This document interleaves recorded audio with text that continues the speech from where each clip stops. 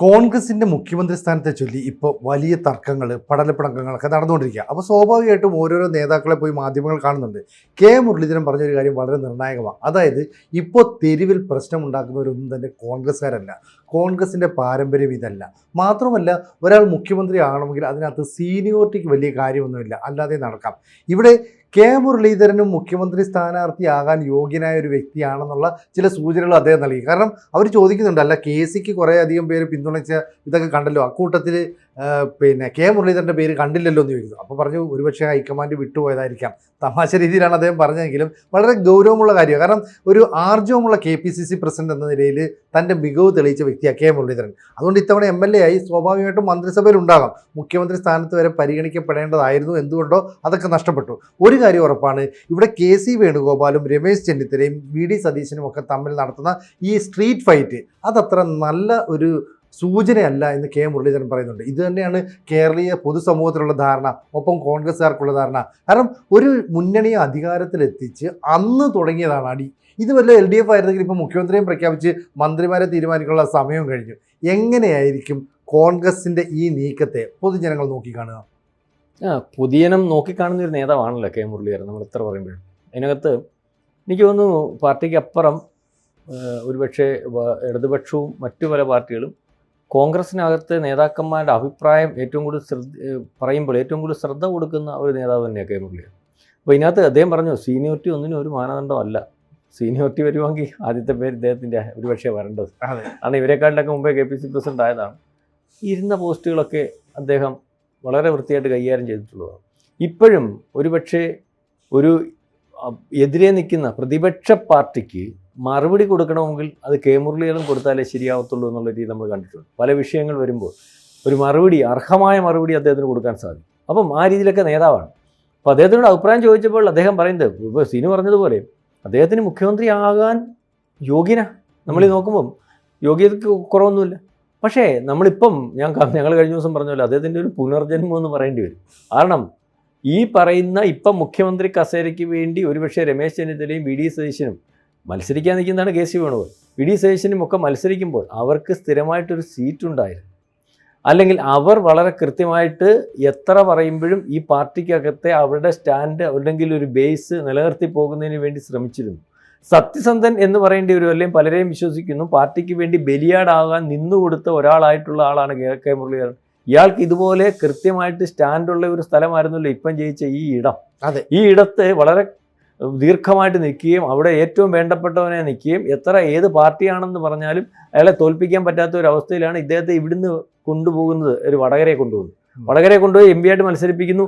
അവിടെ വീണ്ടും അദ്ദേഹത്തിന് ജയിക്കാനുള്ള സാധ്യതയും അതിനുള്ള ബേസും ഉണ്ടാക്കി ജനങ്ങൾക്കിടയിൽ നിന്നപ്പോഴാണ് അദ്ദേഹത്തെ തൃശ്ശൂരോട്ട് വിളിച്ചുകൊണ്ട് പോകുന്നത്. ഈ വിളിച്ചുകൊണ്ട് പോകുമ്പോഴൊക്കെ ഒരുപക്ഷെ കെ മുരളീധരൻ മണ്ടനാന്ന് വിചാരിക്കേണ്ടി വരും. അല്ലെങ്കിൽ വെണ്ടനാന്ന് നമുക്ക് പലരും ചർച്ച ചെയ്യുമ്പോൾ മണ്ടനായിട്ടല്ല, ഒരുപക്ഷെ പാർട്ടിയെ വിശ്വസിച്ച് അല്ലെങ്കിൽ നിങ്ങൾ വന്നാലേ ഒക്കത്തുള്ളൂ എന്ന് പറയുമ്പോൾ കൊണ്ടുപോകുന്നു, നിയമത്ത് കൊണ്ടുപോകുന്നു. ഇങ്ങനെ തോൽപ്പിച്ച് അയാൾക്ക് സ്ഥിരമായിട്ട് നിൽക്കാൻ ഒരു സീറ്റില്ലാത്ത ഒരിടം ഈ ഇലക്ഷന് മത്സരിക്കുന്നതിന് മുമ്പ് ഒരുപക്ഷെ സ്ഥാനാർത്ഥി ആകും എന്ന് പോലും ഷുവറായിട്ടൊരു സീറ്റ് മുരളീധരൻ ഏത് സീറ്റ് വേണമെന്ന് ചോദിച്ചാൽ ചൂണ്ടിക്കാണിച്ച് കൊടുക്കാൻ ഇല്ലാത്തൊരവസ്ഥയുണ്ടായിരുന്നു. അവസാനം അദ്ദേഹം വട്ടിയൂർക്കാവിൽ മത്സരിക്കുമ്പോൾ വട്ടിയൂർക്കാവിൽ സതീശന് വേണമെങ്കിൽ വിചാരിക്കാൻ അയാൾക്ക് അവിടെ ജയിക്കാൻ പറ്റുന്നു, ഹരിപ്പാട് ജയിക്കാൻ പറ്റുമെന്ന് ഒരുപക്ഷെ രമേശ് ചെന്നിത്തലയ്ക്ക് വിചാരിക്കാം. വട്ടിയൂർക്കാവിൽ ജയിക്കാൻ പറ്റുമോ എന്നുള്ള കാര്യം മത്സരത്തിന് ശേഷം മാത്രം പറ്റുന്ന ഒരവസ്ഥയിൽ അയാളെങ്ങനെ ഇവർ കരുക്കൾ നീക്കുന്ന പോലെ നീക്കാൻ പറ്റുന്നത്?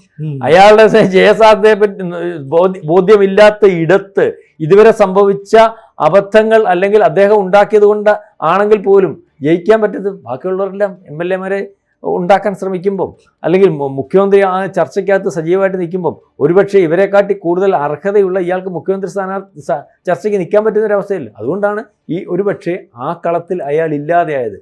ഇപ്പം ജയിച്ചത് കൊണ്ട് ഒരുപക്ഷെ ഇദ്ദേഹം ഇത്രയും സീനിയോറിറ്റി ഉള്ള ആയതുകൊണ്ട് ഇദ്ദേഹത്തെ ചില മന്ത്രിയാക്കേണ്ടി വരും. കെ മുരളീധരനെ മന്ത്രിയാക്കാതെ ഒരു തീരുമാനം ഉണ്ടാക്കും. അപ്പോൾ അതിൽ നിന്ന് നാളെ കാലത്തെ ഒരുപക്ഷെ കോൺഗ്രസ് ഉണ്ടെങ്കിൽ ഒരുപക്ഷെ മുഖ്യമന്ത്രി സ്ഥാനത്തേക്കൊക്കെ ആലോചിക്കേണ്ടി വരാം, അല്ലെങ്കിൽ അത്തരത്തിൽ അദ്ദേഹത്തിന് തയ്യാറെടുത്ത് വരാം. കാരണം ഇപ്പം നിൽക്കുന്നിടത്തൊക്കെ നിന്നാൽ മതി.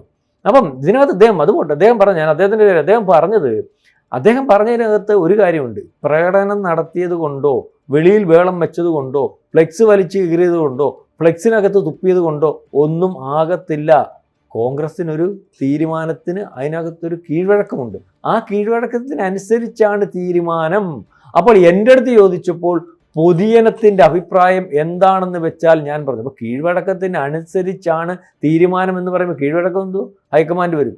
ഏറ്റവും ആദ്യം നമ്മൾ കുറേ കാലങ്ങൾ കൊണ്ട് താഴ്ന്നത് ഹൈക്കമാൻഡ് ജയിച്ച MLA മാരോട് നേതാക്കന്മാർ കൂടുതലുണ്ടെങ്കിൽ നിങ്ങൾക്ക് ആരെയാണ് നേതാവായിട്ട് നിയമസഭാ കക്ഷി നേതാവായിട്ട് അംഗീകരിക്കാൻ തയ്യാറായി ഉള്ളത്, അല്ലെങ്കിൽ നാളെ കാലത്തെ അവരുടെ കൂടെ ഇരുന്ന് കൃത്യമായിട്ടൊരു ഭരണം നടത്തി പോകാനൊക്കും. ആദ്യം അതാ ചോദിക്കുന്നത്. ആദ്യമേ അത് ചോദിക്കുമ്പോൾ MLA മാരുടെ എണ്ണം എടുത്ത് അനുസരിച്ചല്ലേ നിയമസഭാ കക്ഷി നേതാവിനെ തിരഞ്ഞെടുക്കുന്നത്. അത് രഹസ്യമായിട്ടാണ് തിരഞ്ഞെടുക്കുന്നത്. ആ പ്രക്രിയ ഇവിടെ കഴിഞ്ഞല്ലോ. പിന്നെ മുരളീധരൻ പറയുന്നത് കോൺഗ്രസ് ആയതുകൊണ്ട്, അല്ലെങ്കിൽ കോൺഗ്രസിൻ്റെ ഒരു രീതി അനുസരിച്ച് മറ്റു പല പാർട്ടികൾക്കകത്തു നിന്ന് വ്യത്യസ്തമായിട്ട് ഒരു മര്യാദയുണ്ട്. ചില ഘടകകക്ഷികളുടെ അഭിപ്രായം കൂടി ആരായുന്ന ഒരവസ്ഥയുണ്ട്. അപ്പോൾ ഘടകകക്ഷികളുടെ അഭിപ്രായം ആരായുമ്പോൾ ആ അഭിപ്രായവും ഈ MLA മാരുടെ അഭിപ്രായം കൂടെ നോക്കി അതിനകത്ത് ഭൂരിപക്ഷ അഭിപ്രായം അനുസരിച്ച് തീരുമാനമെടുക്കും. അതിനകത്ത് പ്രധാനമായിട്ടും MLA മാരുടെ അഭിപ്രായമാണ് നോക്കുന്നത്. പിന്നെ തെരുവിലെ പ്രകടനം കോൺഗ്രസിന് ഗുണം ചെയ്യുന്ന ഒരവസ്ഥയില്ല. ഫ്ലെക്സ് കൂടുതൽ വെച്ചത് കൊണ്ട് നേതാവാകത്തില്ല. അപ്പോൾ ഇതിനകത്തു നിന്നൊക്കെ മനസ്സിലാകുന്നത് പ്രകടനം നടത്തിയാരാ? കേരളത്തിലുടനീളം ഫ്ലെക്സ് വെച്ചതാരാ? കേരളത്തിലുടനീളം ഈ പറയുന്ന പോലെ VD സതീശൻ വന്നില്ലെങ്കിൽ കോൺഗ്രസ് ഇല്ലാതാകുമെന്ന് പ്രചരണം നടത്തുന്നതാരാ?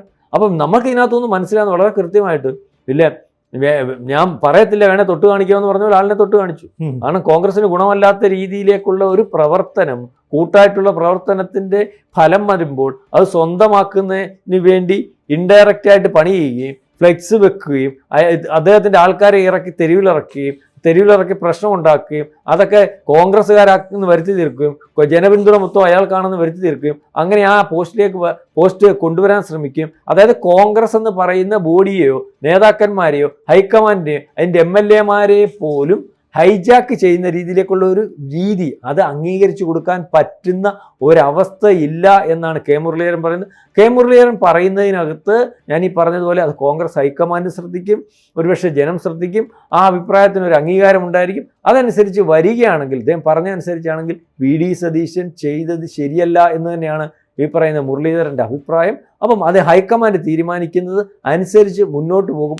ആര് കിടന്ന് ഇളകിയിട്ടും കാര്യമില്ല എന്നാണ് സതീശൻ്റെ അഭിപ്രായം. മുരളീധരൻ്റെ അഭിപ്രായം. മുരളീധരൻ എന്ന് പറയുമ്പോൾ നമ്മൾ നോക്കണം, ഇപ്പോൾ കോൺഗ്രസിൽ ഏറ്റവും അധികം ജനസമ്മതിയുള്ള നേതാക്കളുള്ള ഒരാളാണ് മുരളീധരൻ. കാരണം എവിടെയെങ്കിലും ഒരു പബ്ലിക് മീറ്റിംഗ് പ്രസംഗിക്കുകയാണെങ്കിൽ ജനക്കൂട്ടത്തെ പിടിച്ചു നിർത്താൻ കഴിയുന്ന രീതിയിലുള്ള ഒരു പ്രസംഗ ശൈലിയൊക്കെ ഉണ്ട്. അതൊക്കെ മുരളീധരന് കരുണാകരന് കിട്ടിയതായിരിക്കാം. പക്ഷേ ഈ ഹൈക്കമാൻഡിൽ ഉൾപ്പെടെ വലിയ സ്വാധീനം ചെലുത്താൻ ഒരു കാലത്ത് മുരളീധരന് സാധിച്ചിരുന്നു. പിന്നീട് ഇവർ DIC ഉണ്ടാക്കി കരുണാകരനും മുരളീധരനും ഒക്കെ പാർട്ടിക്ക് പുറത്തു പോയി. അതിനുശേഷം പിന്നീട് എത്രയോ കാലം ഈ പറയുന്ന നേതൃത്വവുമായിട്ട്, അതായത് സോണിയാഗാന്ധിയൊക്കെ വന്നതിന് ശേഷം സോണിയും രാഹുലും ഒക്കെ ആയിട്ടൊന്നും ഇവർക്ക് ആ ബന്ധം പുതുക്കാൻ കഴിഞ്ഞിട്ടില്ല. പിന്നീട് മെമ്പർഷിപ്പൊക്കെ എടുത്ത് ഈ പറയുന്ന മുരളീധരൻ വന്നുവെങ്കിലും ഒരു ക്രൗഡ് പുള്ളറായിട്ട് വളരാൻ പിന്നീട് ഒരു കാരണവശാലും നേതാക്കൾ അനുവദിച്ചില്ല. കാരണം മുമ്പ് I ഗ്രൂപ്പ് ഉണ്ടായിരുന്നു, വളരെ ശക്തമായ ഗ്രൂപ്പായിരുന്നു, A ഗ്രൂപ്പ് ഉണ്ടായിരുന്നു, ശക്തമായ ഗ്രൂപ്പാണെന്നൊക്കെ പറയാം. പക്ഷേ അപ്പോഴൊക്കെയും മുരളീധരൻ പവർഫുൾ ആയിരുന്നെങ്കിലും പിന്നീട് മുരളീധരൻ്റെ ഗ്രൂപ്പ് ഏതാണ്ട് ശക്തി ക്ഷയിച്ചു പോയി. ഇപ്പോൾ പിന്നീട് എന്ത് സംഭവിച്ചു? ഇതേ I ഗ്രൂപ്പിനെ മറ്റു ചിലർ ഹൈജാക്ക് ചെയ്തു. ഇപ്പോൾ രമേശ് ചെന്നിത്തലയ്ക്ക് ഐ ഗ്രൂപ്പുകാരാണെന്ന പോലെ നിന്നു. ഇപ്പോൾ നമ്മൾ ശരിക്കും പറഞ്ഞു കഴിഞ്ഞാൽ KC വേണുഗോപാൽ അനുകൂലമായിട്ടൊരു കൂട്ടർ MLA മാർ, സതീശന് അനുകൂലമായിട്ടൊരു കൂട്ടർ, ഈ പറഞ്ഞ ചെന്നിത്തലയ്ക്ക് അനുകൂലമായിട്ടൊരു കൂട്ടർ. അപ്പോൾ ഗ്രൂപ്പുകൾ വേറൊരു തലത്തിലേക്ക് മാറിത്തിരിഞ്ഞു. അങ്ങനെ ആയതുകൊണ്ട് തന്നെ മുരളീധരന് വലിയ കാര്യം അല്ലെങ്കിൽ വലിയ റോളില്ല. അതുകൊണ്ട് മുരളീധരൻ ഇതുവരെ മന്ത്രി പോലും ആയിട്ടില്ല.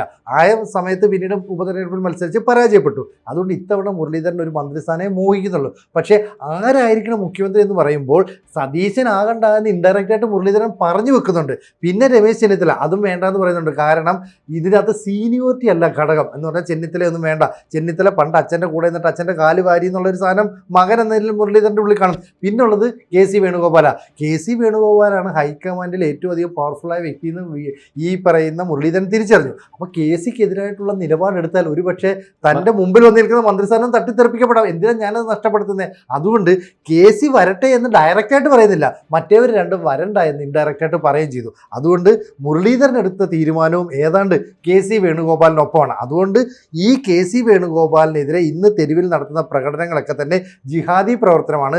ഇവർ കോൺഗ്രസ്സുകാരല്ല, ഇത്തരം നിലപാടുള്ള ആൾക്കാരെ പാർട്ടിക്ക് പുറത്തേക്ക് കൊണ്ടുപോകണമെന്നൊക്കെ മുരളീധരൻ പറയുമ്പോൾ വ്യക്തമായ സന്ദേശമാണ് മുരളീധരൻ KCയെ അനുകൂലിക്കുന്നു എന്നുള്ളത്. ശരി.